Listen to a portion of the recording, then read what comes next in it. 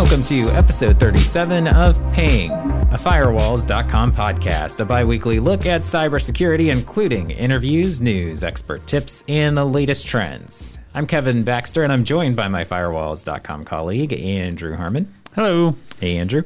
As we tackle a different featured topic each episode. New ones are normally out every other Wednesday, so subscribe or follow on your favorite podcasting platform to get the latest first. Please do rate and review us and drop us a line anytime at podcast@firewalls.com. As always, thanks for listening, and now it's time to introduce our featured topic and our guest for this episode. For the past couple editions of Ping, and everywhere you look if you follow cybersecurity news, the top story has been the breach that affected multiple federal agencies, along with many other public and private sector victims in the U.S. and abroad. As we've said before, the SolarWinds/FireEye Russia government attack, breach, whatever you want to call it, it's a constantly evolving story. To help us get a handle on what's happened so far, what the Biden administration can do to prevent future attacks from being successful, and what other cyber priorities we may see from Washington in the coming months, we welcome DC-based policy analyst Caitlin Chin. Caitlin, thanks very much for joining us. Thanks for having me. And so let's jump right in and get into this SolarWinds / as Andrew said, whatever you want to call it, breach. But we've all seen quite a bit of coverage of it over the past couple of months. I don't know if it's possible, but can you try to give us a quick recap of sort of what happened for those who may not be fully aware? Absolutely. I suppose you could describe SolarWinds as a supply chain attack, and constantly evolving is probably a good way to describe it.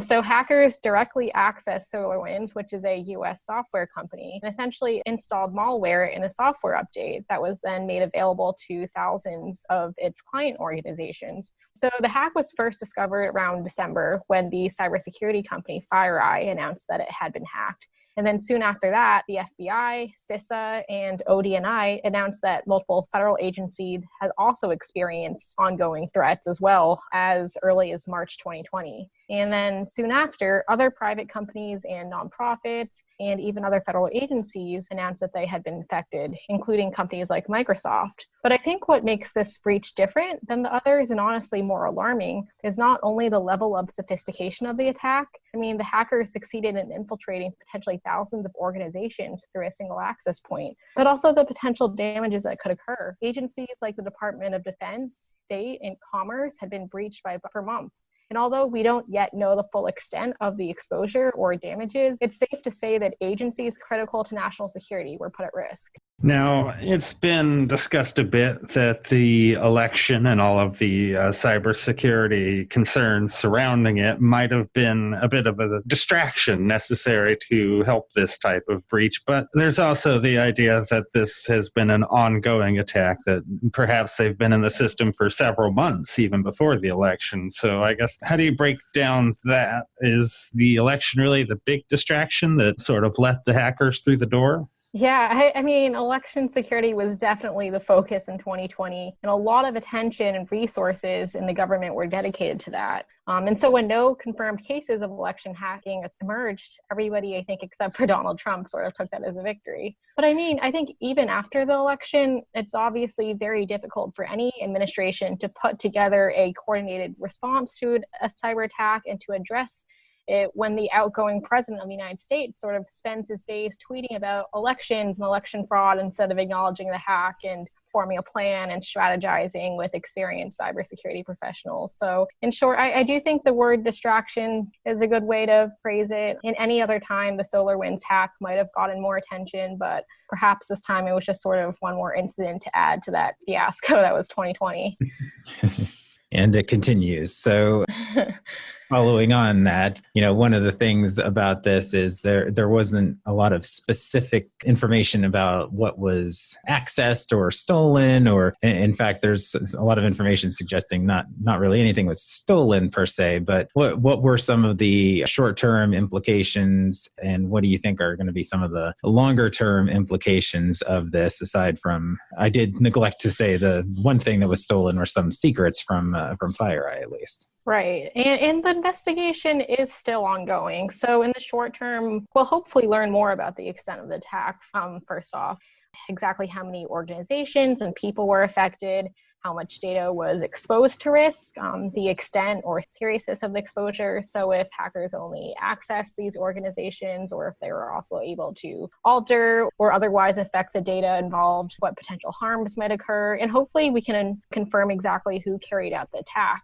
Yeah, the indications have all along lately been that Russia carried out the attack, but we don't have, Right. 100% firm information yet. Right. I think most people think it's Russia. Of course, Trump may disagree, but it does look like the attack is probably affiliated with Russia. I do think that hopefully after further investigation, we'll learn a little bit more. Right. And it sounds like that whoever this quote unquote unknown hacker is, Yeah.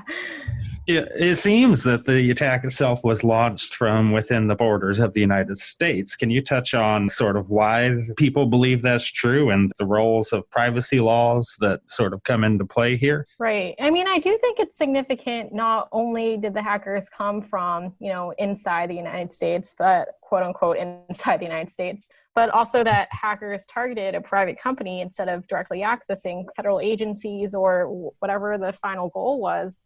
And it does add some nuance to the situation, meaning that SolarWinds is at fault, but not because they had bad intentions, but also because they neglected to protect themselves in the first place. And there are many companies who need to review or patch up their own cybersecurity standards or risk becoming the next SolarWinds. And I think that's where the government and privacy laws could and should step up. In the United States, there are, dozens of state or federal laws that regulate the security or privacy of specific sectors, but they don't apply to all companies. And although some states have enacted laws, only about half of states have passed laws that require private businesses to take at least, some data security measures as basic as encryption. And it took almost 2 decades for all 50 states to pass laws that required businesses to even notify customers when a data breach takes place. Wow. On the federal scale, the FTC has brought a few cases against companies who have demonstrated very egregious security habits, but for various reasons, these federal cases are limited and difficult to bring. So I do think that the current security and privacy legal system definitely did not help prevent the SolarWinds breach. Well, and on the other side of the privacy equation, there are articles in the last few weeks suggesting that because these attacks, as you said, quote unquote, came from within the US, that there were some privacy laws in place for, as far as the NSA goes, in more recent years that prevented them from maybe fully being aware as they would be if the attacks were launched from external sources. Right. And in the United States, there are different laws that apply to private sector companies and government agencies. And I think another issue is just I think the lack of coordination between federal agencies. We have several agencies that focus on national security, foreign intelligence, cybersecurity, but these agencies don't always coordinate, and sometimes it's difficult to even, identify and mitigate potential threats, especially in the Trump administration with unprecedented turnover, including among dozens of national security positions, and then the elimination of the cyber coordinator position altogether. Right. Well, looking into the future, we've got a new administration incoming. We've got a new Congress being seated, and with that, I imagine control of the SCC switching hands. So how do we sort of future-proof things to prevent something like this from happening in 2021? Yeah, and I do think that the good news is we've already seen some action from Congress and Biden, even before day one of the new presidency in Congress. So right after, the hack was discovered, Biden put out a statement that said he would make response to SolarWinds a top priority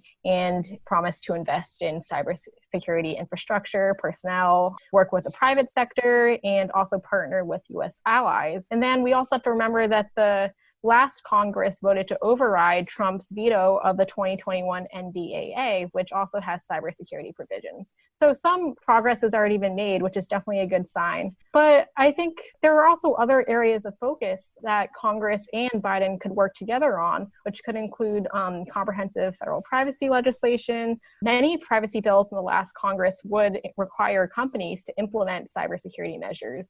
And I think increased security in the private sector would also I guess, help prevent, the next SolarWinds attack in the future. And then there are other areas that Congress and Biden could work on together, which include strengthening federal programs like the Department of Homeland Security's Einstein program, continuing to implement CISA's CDM program. So there's a lot of room for improvement, but I think a lot of hope with the next administration.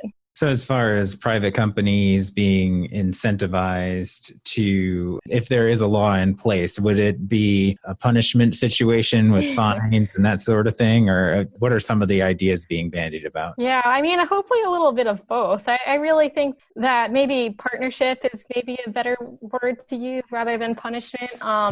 So I think ideally, first of all, the federal government can start by providing some guidance of how private companies can, review, patch up their cybersecurity measures, appoint cybersecurity officers who could oversee programs. And I think this is a provision in many privacy legislation that potentially some, retaliatory actions could be necessary as well for companies who just fail to, either prioritize privacy and security, or who are negligent or demonstrate very just egregious privacy practices. Yeah, we've heard stories already of states doing some things punishment-wise, and the European Union as well has some things set up where certain data breaches that have occurred due to some level of negligence, whether it's been just a lack of reporting to customers, as you mentioned, as one of the big issues before. But we've seen states and other international entities actually levy some pretty hefty fines. Exactly. And actually, the question of punishment is one of the largest debates, I think, surrounding the federal privacy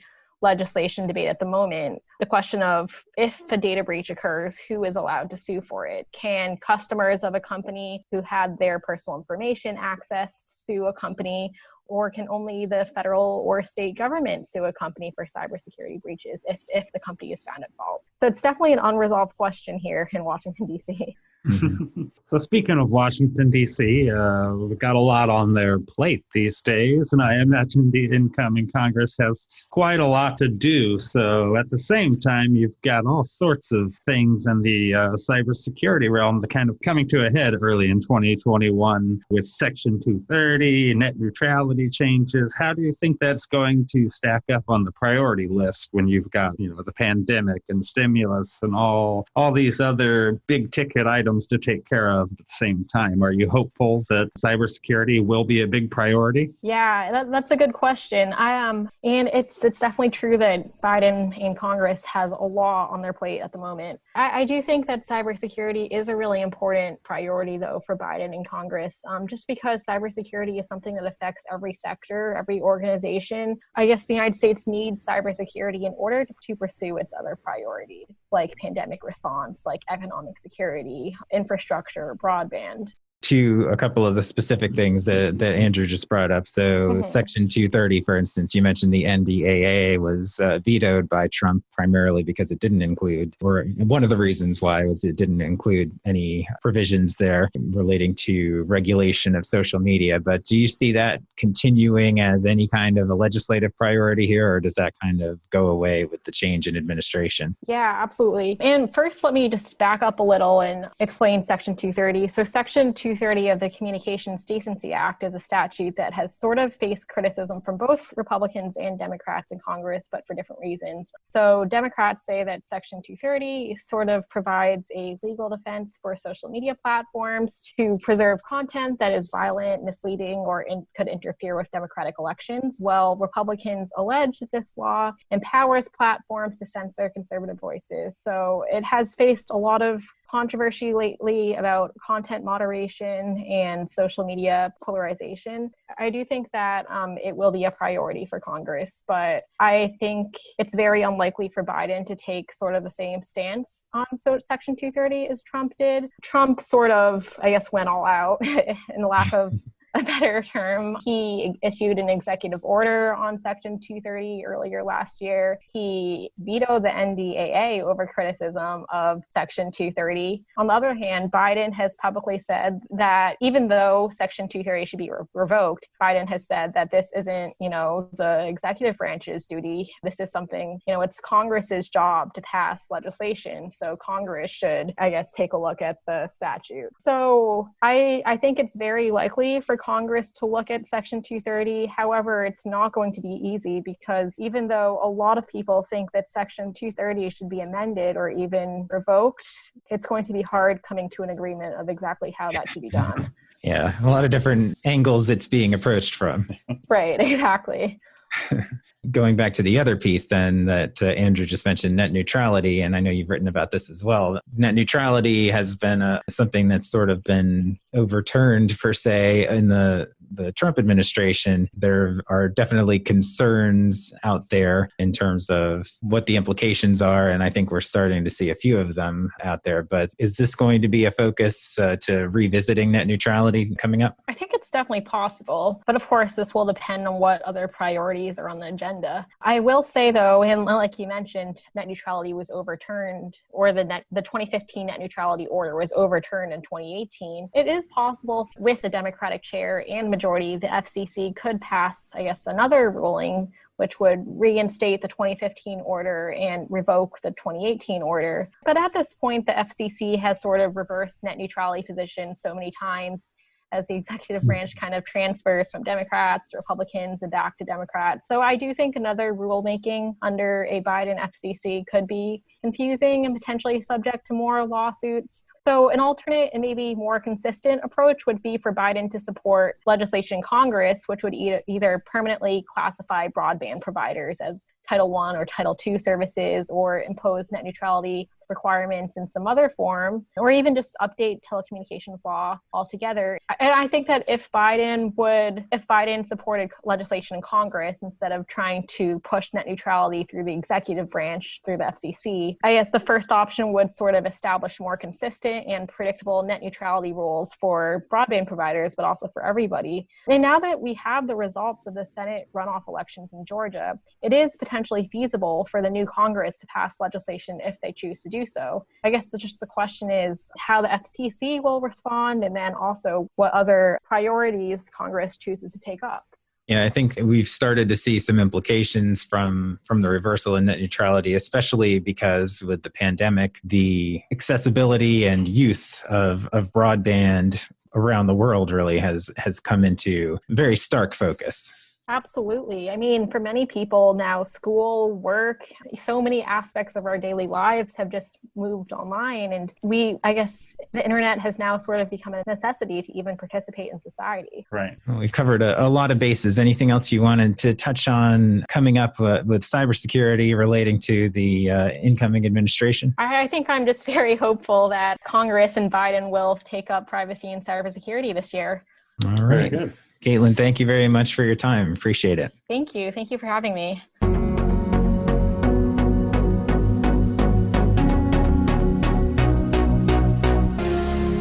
Now it's time for headlines. In this regular segment, we take a closer look at a few top stories in the cybersecurity world and what they may mean to you.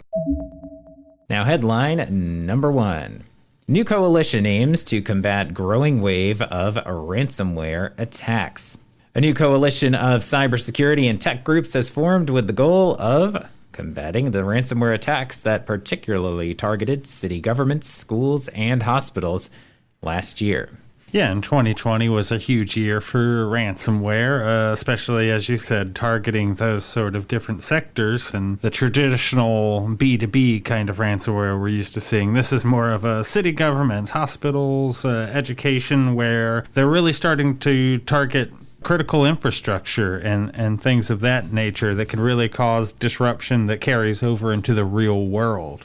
Yeah, so we know that city governments in Atlanta, Baltimore, and New Orleans, some pretty big cities, have been targeted and affected by ransomware in just the last couple of years, and plenty of other smaller communities around the country and the world as well. And then last year in particular, as you mentioned, hospitals, healthcare facilities, especially with the pandemic sort of spreading them thin, became, unfortunately, a very juicy target for ransomware. Right. And 2020 was also the year where we saw the first death attributed to ransomware with the hospital in Germany. And so it's kind of a hot button issue at the moment, so to speak. Yeah, so the Ransomware Task Force is under the California-based nonprofit Institute for Security and Technology, and it aims to produce recommendations that will help governments and the private sector tackle ransomware attacks. And this isn't just a bunch of random nobodies. This is a pretty big roster from the cybersecurity and tech sectors. So you've got representatives from Microsoft, McAfee, FireEye, as well as another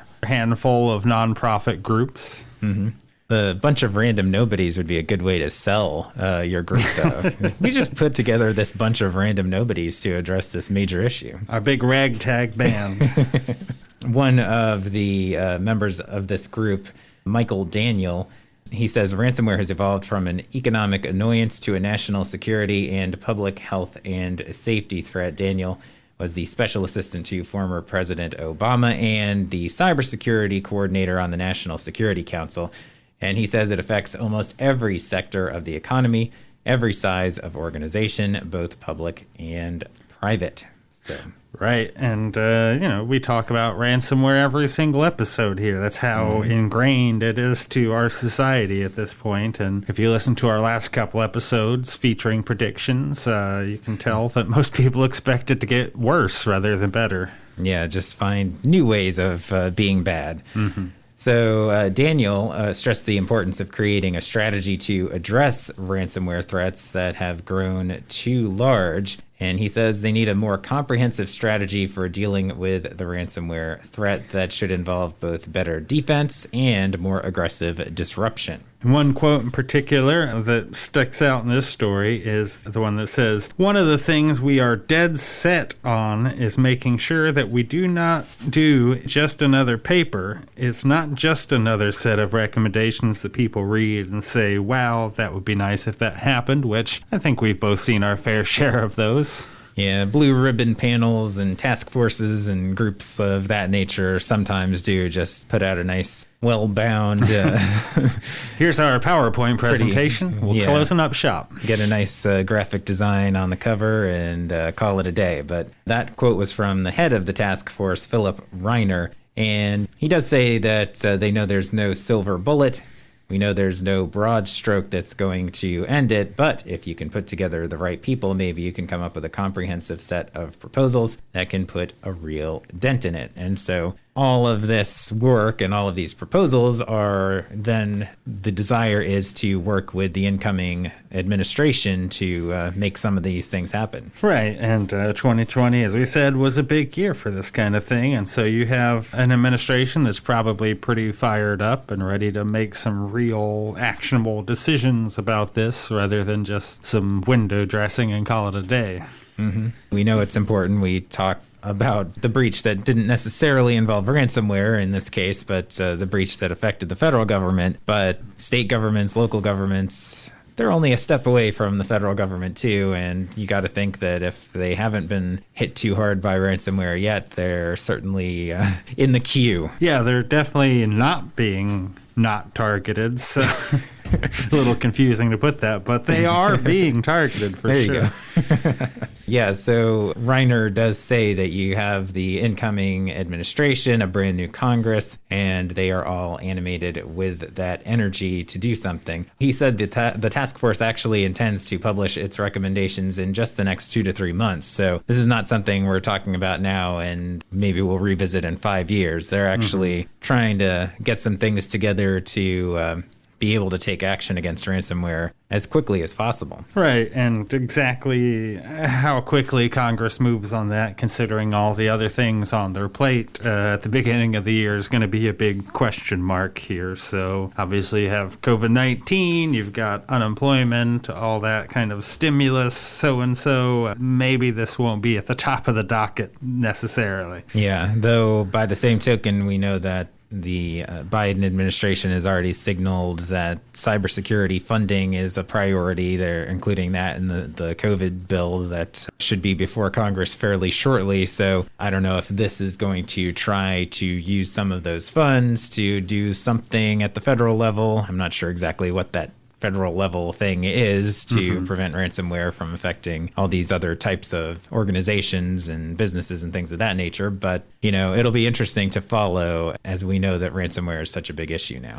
Right. And Reiner said that he hopes that the items that they come up with at the conclusion of all this will help flatten the curve of ransomware attacks. So they've co-opted that phrase pretty quickly. Yeah. If he said that a year ago today, I don't know if I would have known what he was talking about.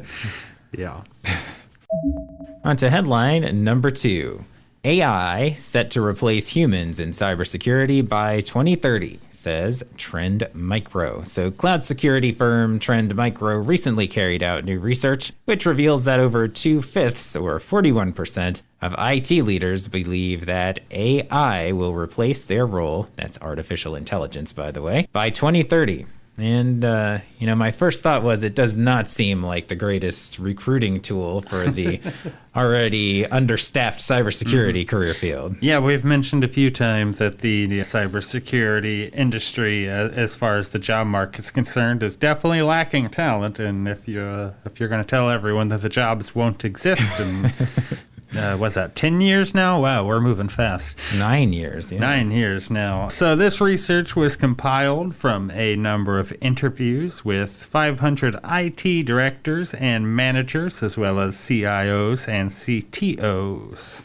Which will soon be AI CIOs and AI CTOs, I think, right? Yeah. So only 9% of the respondents were confident that AI would definitely not replace their job within the next decade. And nearly a third said they thought the technology would eventually work to completely automate all cybersecurity with little need for human intervention. So the actual technical director for Trend Micro was a bit more on the realistic side, saying that while AI is a great and useful tool, you're probably not going to be the end-all, beat-all without some human expertise still behind the wheel. So it seems the researchers behind this survey don't 100% agree. Well, he's saying like 1 out of every 10 people probably still have a job because somebody will have to turn on the computers and everything, right? Somebody's got to record the podcast, so. Yeah, so even 15% of those surveyed believe that it'll be self-managing and automated by just 2025. So that's only 4 years away. That still a significant number of people think that they're going to be replaced by AI. And yeah, I mean, realistically, everything's been developed by humans to get to this point. So you would think that that development and the observation and, watching out for new threats is something that still would need the human touch to some degree. Sort of a combination. I think AI should be looked at as more of an enhancement, not necessarily a replacement. Well, speaking of AI as an enhancement, quite a few, about 19% or just about 1 in 5, believe that attackers will be using AI to enhance their arsenal. So on the opposite side of this equation, you have the hackers and the ransomware experts out there that will be most likely utilizing AI and other machine learning strategies to sort of amp up their game. Well, and we just talked about in our predictions episode last time, we talked about the fact that AI is already being used to make phishing emails a lot more personalized without having to have an individual person write up every single email to get to that targeted level. Yeah, so maybe we're already battling the machines. Who knows? Yeah. It's just a matter of whether they become self-aware. And if they do, then all bets are off, I think. That's Terminator timeline stuff, I think. So about a quarter of IT leaders in this poll also claim that by 2030 that most, if not all, data access will be tied to biometric or DNA data. So stuff like thumbprints, eye scans, maybe got to bleed a little into the computer. Who knows? I like the way that you phrased that. That sounds much worse than... Just make a small offering to the PC. But yeah, so, and this article suggests that makes unauthorized access impossible, but I don't think that whoever wrote this has seen any movies, because I've seen a lot of ways around that. Yeah, cut a hand off, something like that. Cut a hand off, or knock somebody unconscious and stick their eye up to the, scanner. There's all sorts of ways around that. It's certainly going to be more hands-on. That will be interesting, and we'll see if there's a pushback in the biometric thing. I mean, we're at the point where phones all pretty much have fingerprints now and everything, and you have face recognition to unlock computers and phones as well. But will there be a point where people are like, I don't want to give you that much of me? Yeah, well, I mean, I've got my first phone with a fingerprint scanner this year, and I like it quite a bit. It's much quicker than the whole swipe and PIN number method. Yeah, I'm just wondering if there's a line, like maybe when you start throwing around the DNA thing, that starts to be a little dicier. People definitely don't like when they have to blow into their cars. So. No. So some other stats from this same survey, about 22, a little over a fifth, predicted that most organizations will have significantly reduced investment in property because of remote workers becoming the norm. I don't think we need to say why at this point. We've talked about this a lot, and it's something that I think we all recognize became greatly accelerated and more widespread than anyone would have thought because of circumstances, of course. And the question really will become, as we get away from this, as vaccines are out and everyone has their health and not the concern about running into something, will businesses ramp back up to kind of the way they were, or will they be happy that they're not having to spend as much on real estate for offices and things and say like, oh, go ahead, stay at home? Right. There'll be a lot of cost-benefit analysis going on over the next 4 years. Yeah, definitely. A lot of times things do bounce back to previous levels when people think they're not going to. So it's true. I don't know if I would just automatically say that this is a forever thing, but I'm sure the percentage is going to go up one way or the other. Right. Also rolling out nationwide 5G, so many believe that this will have entirely transformed the network security infrastructure. So kind of makes you wonder what they're basing their predictions off of. Yeah. I mean, there's a 5 instead of a 4 or a 3 in front of that G now, so I guess that's something. But, again, going back to our previous episode, we just talked about 5G being used for botnets and things of that nature, swarm attacks. But yeah, with 5G out there and more ubiquitous, definitely changes the connectivity side of things and maybe how people communicate in different ways, how people connect in different ways. I'm not sure exactly what they're thinking here, but it definitely gives more flexibility in terms of 5G signals being everywhere and maybe different ways to connect. And of course, botnets, ransomware, AI, all these different things that are enabled by having that extra throughput and so forth, that they can launch more sophisticated and larger scale attacks. Yeah, so there are plenty of things that could be implications of 5G, but I think a lot of it's still sort of speculation right now, and it'll be interesting to see how that really changes things when it's really widely adopted. We're definitely getting to the front end of adoption right now, but there's still more to be seen there. On to headline number 3. So long, Peloton. Joe Biden may need new exercise equipment when he moves to the White House. Keep in mind, we are recording this before Joe Biden has technically been inaugurated as president, so that's why we're still saying this in future tense. So right. This is dropping the same day of the inauguration. Hopefully, by the time this episode airs, we will know the fate of Joe Biden's Peloton. Yes, so getting to the important stuff. The president-elect's Peloton could be seen by the Secret Service as a security threat, as the popular stationary bike connects to the internet and includes a camera and microphone that could create a risk of being hacked.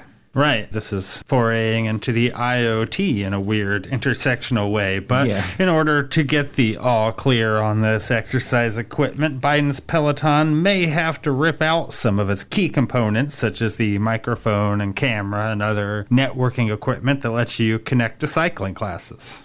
Yeah, so he might not be able to get yelled at by an instructor several hundred miles away or thousands of miles away or wherever the Peloton people set up shop. Right. But it's unclear, I guess, whether that's good enough, even if you rip out all the guts, which I think it would be. I mean, there's no At that point, it's just a bike, right? Yeah.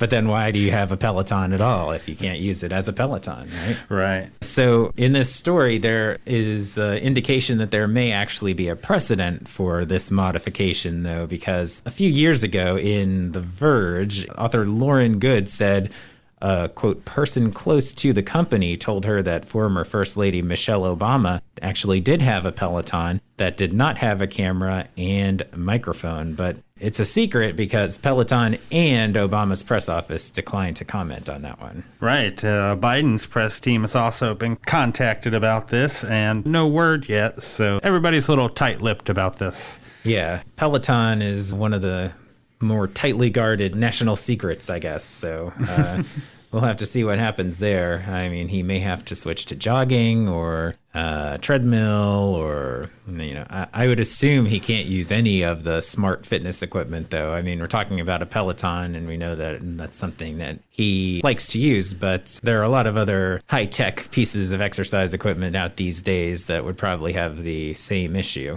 Right. You've got Tonal and all the little Fitbit watches and so forth. You can't have that kind of stuff hanging around when you're a high-class celebrity. Yeah, and I have not heard too much about the onboard security of Peloton or some of these other fitness systems, fitness apps. We haven't, I don't think, done any stories about a particular type being hacked so far, but again, it's IoT and it's probably not quite as secure as some other things would be there. That's true. I really pictured Biden doing a kind of old-timey workout rather than Peloton, squat thrust and the little belt you put around your hips to shake you. Yeah, what is that called? I don't know what that's called. Ab activator machine? I don't know. Just get out the old kettlebells or something, and or maybe cow tipping on the White House lawn. I don't know, but he apparently is more high tech on the exercise front, and a lot of people have turned to Peloton or things like Peloton. Again, everything has to go back to the pandemic. I mean, we can't go more than a couple minutes without mentioning the pandemic. But Peloton stock has gone up 5 times over the course of the past year from where it was just about a year ago. And that's because people stopped going to gyms because they couldn't or they were afraid to. And so a lot of people turned to this type of exercise at home. Right, and this is a big turnaround from Peloton, who had some sort of social media backlash a couple of years ago where a man got his wife a bike for Christmas, and some people took issue with it. Well, I think it was largely the acting that made it a little uncomfortable because the Peloton lady got the bike as a present, which, yes, seems a little passive-aggressive from the husband to gift exercise equipment. And, maybe she asked for it. That's different, too. Right. But then there was that part in the ad where she really looks like she's being held hostage or something, looking at her phone, talking, doing her journal, a little vlog entry. And it's like that look on her face, I think, is what scares everybody. It's like, something's off here. Yeah, so this is a yet-to-be-seen resolution, but maybe we'll never know because we never did find out for sure on Michelle Obama. So maybe it's just going to be a secret that, what is it, 50 years have to go by before you declassify files and stuff like that? So. Right. So this year we'll find out about the aliens, and 50 years from now we'll find about Peloton. Yep. Thanks for listening to this episode of Ping, a Firewalls.com podcast. And thanks again to Caitlin Chin for joining us. Check out the links in the description for more information about everything we discussed. And I do mean everything. Subscribe or follow now however you listen to ensure you get our latest episodes as soon as they're available. And please do rate and review us. Visit Firewalls.com for all your network security needs and give us a follow on Facebook, Twitter, and LinkedIn. For Andrew Harmon, I'm Kevin Baxter. We'll be back soon with another episode, but in the meantime, we remind you to get secure, stay secure.